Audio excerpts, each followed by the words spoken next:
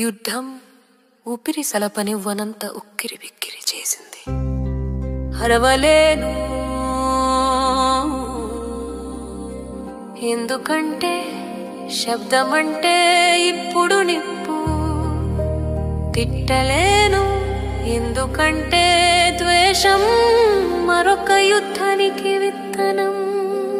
కోపపడటానికి బాధ్యుణ్ణి కనుగొనటానికి కూడా మనసు చచ్చిపోయింది.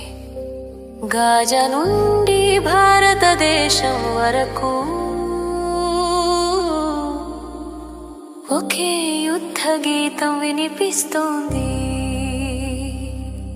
అది ట్యాంకుల గర్జన కాదు, శిశువుల కేకలు. అది బాంబుల శబ్దం కాదు, మనిషి విలువ నేల కూలిన క్షణ గర్జన. ఈ సమస్త లోపల ఒక నిస్సహాయ నిశ్శబ్దాన్ని వదిలింది. ఆ నిశ్శబ్దం ఒక్కో రాత్రి పత్యమై ఒలకబోసుకుంది. ఒక్కో వాక్యం రక్తపు చుక్కలా జారిపోయింది. ఒక్కో పద్యం రోదనగా మారింది. ఆ రోదన ఒక దీర్ఘ కావ్యమైంది. ఆలోచనల బాధల మౌన కేకల సంకలనం.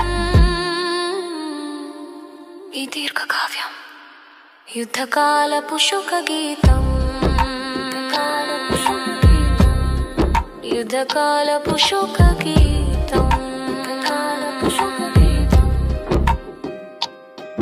ఇది యుద్ధం గురించి మాత్రమే కాదు, యుద్ధం